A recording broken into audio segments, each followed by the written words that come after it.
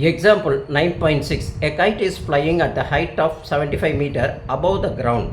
The string attached to the kite is temporarily tied to the point on the ground.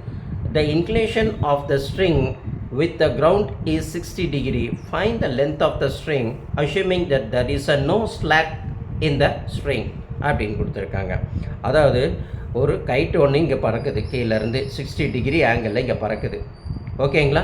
கைட்டுன்னா என்னது? பட்டம் இல்லைங்களா? அது நம்மளுக்கு பறக்குது. அதை எப்போயுமே நம்ம ட்ரிக்னாமெட்ரிக்கில் ரேஷியோவில் மென்ஷன் பண்ணும்போது 90 டிகிரி இப்படி ஒரு ரைட் ஆங்கிள் ட்ரையாங்கிள் தான் போடணும்.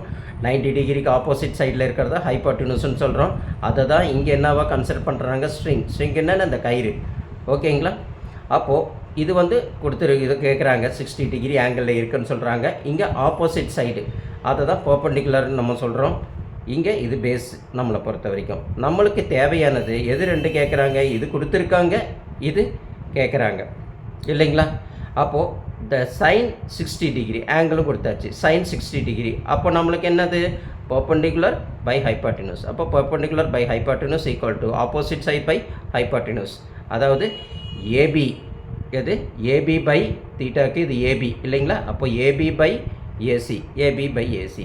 அப்போ ஏபி எவ்வளவு? 75. ஏசி எவ்வளவு? நம்மளுக்கு தெரியாது, அதை தான் கண்டுபிடிக்க போகிறோம். புரியுது இல்லைங்களா? அந்த ஸ்ட்ரிங்கை தான் எவ்வளவு லென்த்தில் இருக்குது அப்படின்றது கேட்குறாங்க. அதோட ஹைட்டு நம்ம இப்படி பார்த்தா பர்பெண்டிகுலராக பார்த்தா எவ்வளோ வருதுன்றதை பார்க்கணும். அப்போது சைன் 60 டிகிரியை நம்ம என்ன சொல்கிறோம்? √3/2 அப்படின்னு அந்த ட்ரிக்னாமெட்ரிக்கல் டேபிளில் பார்க்குறோம். இஸ் ஈக்குவல் டு, அப்போ நம்மளுக்கு இதுக்கு எவ்வளோ கிடைச்சது? 75/AC அப்படின்னு நம்மளுக்கு கிடைச்சிருக்கு இல்லைங்களா? இப்போ கிராஸ் மல்டிப்ளிகேஷன் பண்ணுறோம். AC × √3 AC √3 ஈக்குவல் டு 75 × 2 அப்படின்னு நம்ம போட்டுக்கிறோம். அப்போ AC இஸ் ஈக்குவல் டு 75 × 2/√3. நான் முதலே கொஞ்ச நேரத்துக்கு முன்னாடி என்ன சொல்லியிருந்தோம்? எந்த இடத்துலையுமே √3ன்றது டினாமினேட்டரில் வந்தால் அதே √3ஆல் மல்டிப்ளிகேஷன் பண்ணோம். அப்போ √3 √9 ஆகிடும். இங்கே 150 × √3ன்னு வந்துடும். √9க்கு 3ன்னு கிடைக்கும், 150 √3ன்னு இருக்கும். இந்த 3ஆல் 150 50 √3ன்னு மாறிடும் இல்லைங்களா? 3ஆல் எவ்வளோ போகும்? 50 டைம்ஸ் போகும். அப்போ 50 √3. அப்போது the string AC equal to 50 √3 metre அப்படின்றது நமக்கு தெரியும் இல்லைங்களா? ஏசின்றது தான் என்னது? அந்த ஸ்ட்ரிங் கயிறு, பட்டத்தோட கயிறு. So the length of the string is 50 √3 metre. எது? த லென்த் ஆஃப் த ஸ்ட்ரிங்குன்றது எது? அந்த கைட்டு இருக்குதுங்களா? அந்த பட்டா இருக்குது பார்த்தீங்களா? அந்த கைட்டோட ஸ்ட்ரிங்கு தான் எவ்வளவு? 50 √3 மீட்டர்.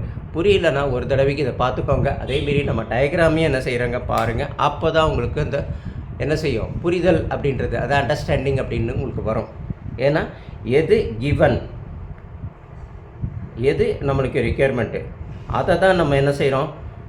ஆப்போசிட் சைட் ஹைபாட்டினஸ், அதை பர்பெண்டிகுலர் பை ஹைட் அப்படி ஹைபாட்டினஸ் அப்படின்னு நம்ம எடுக்கிறோம். அப்போ பர்பெண்டிகுலர் பை ஹைபாட்டினஸ்ன்னு எடுக்கும்போது அது என்னது? சைன் இல்லைங்களா? அந்த கான்செப்ட் நம்மளுக்கு புரிய வரும். அதுக்கப்புறம் நீங்கள் ஈஸியாக சம்மு போடும்போது இன்னும் கொஞ்சம் ஃபுல்லாக ஈஸியாக புரிய ஆரம்பிக்கும்.